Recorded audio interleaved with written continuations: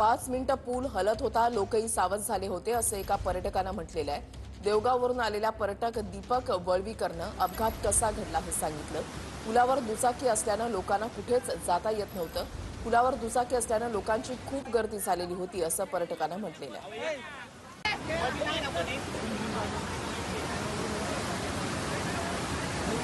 प्रत्यक्षदर्शी पर्यटक त्या ठिकाणी होता आणि त्याच्याकडून ही संपूर्ण माहिती देण्यात आलेली आहे की 5 मिनिटं आधी पूल जो आहे तो हलायला लागलेला होता. मात्र पुलावर दुचाकी होती, त्याच्यामुळे लोकांना कुठल्याही भागात जाता येत नव्हतं. गर्दी होती, गाड्या होत्या, इकडून दोन्हीकडनं पण गाड्या होत्या. तर गाड्यांमुळे लोकांना जाता येत नव्हतं, त्यामुळे तिथं सगळं फुल झालं. आणि तो 5 मिनिटं तरी कमीत कमी पूल हलत होता. लोकांना कळलं की हा पूल हलतोय. लोक पण सावध झाले होते, पण गाड्या असल्यामुळे कोणाला जाता पण आलं नाही तिथून. शेवटी कोसळला तो पूल.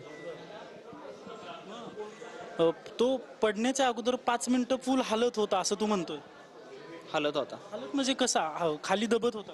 जाणत होतं, असा इकडं तिकडं इकडं तिकडं होत होता पूल.